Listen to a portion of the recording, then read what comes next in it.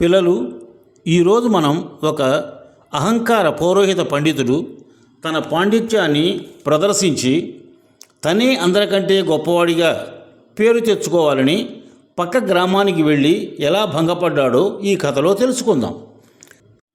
ఈ చిట్టి కథ పేరు అహంకారం. దీక్షితులు అనే పురోహితుడు ఒక పెద్ద గ్రామంలో నివసిస్తూ ఉండేవాడు. తనతో పాటు తన శిష్యుణ్ణి పౌరోహిత కార్యక్రమాలకు తీసుకువెళ్తూ ఉండేవాడు. దీక్షితులు సహజంగా మంచివాడే, కానీ అహంకారం మెండు. ఎప్పుడు పౌరోహిత కార్యక్రమానికి ఏ గ్రామం వెళ్ళినా తన గురించి చాలాసేపు గొప్పగా చెప్పుకునేవాడు. అది ఆ శిష్యుడికి నచ్చేది కాదు. ఎలాగైనా తన గురువుగారి ఈ చెడు లక్షణాన్ని దూరం చేయాలని అనుకున్నాడు.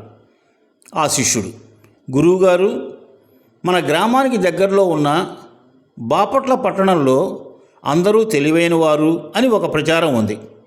మనకు ఇంతవరకు ఎలాంటి కార్యక్రమాలు అక్కడ దొరకలేదు. మనం ఒకసారి అక్కడికి వెళ్ళి మీ తెలివితేటలు ప్రదర్శిస్తే మీ గొప్పతనం అక్కడికి కూడా విస్తరిస్తుంది. గురువుగారు అందుకు సమ్మతించారు. దీక్షితులు గారు శిష్యుణ్ణి వెంట పెట్టుకొని బాపట్ల బయలుదేరారు. మార్గమధ్యంలో ఒక యువకుడు ఎదురుపడ్డాడు.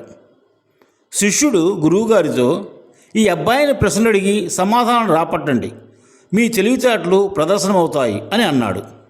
దానికి గురువుగారు సరే అని ఆ యువకుడిని పిలిచాడు.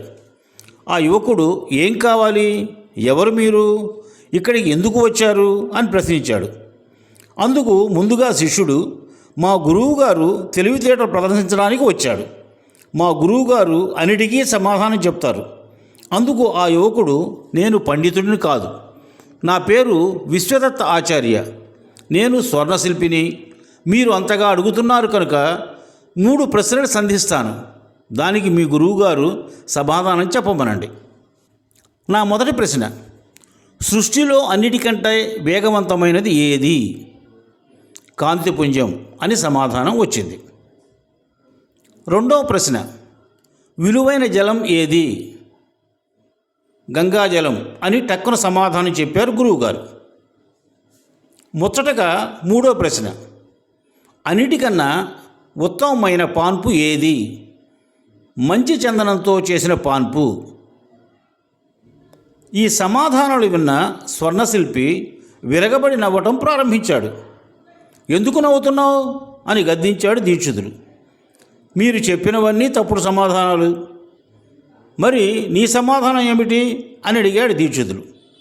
అందుకు స్వర్ణశిల్పి ఇలా చెప్పాడు, అన్నిటికంటే వేగమైనది మనస్సు, విలువైన జలం ఎడారిలో దొరికే జలం, ఉత్తమమైన పాన్పు అమ్మఒడి. అంతటితో దీక్షితులు తన తెలివి తక్కువతనానికి సిగ్గుపడుతూ ఊళ్ళోకి వెళ్లకుండానే వెనుదిరిగాడు.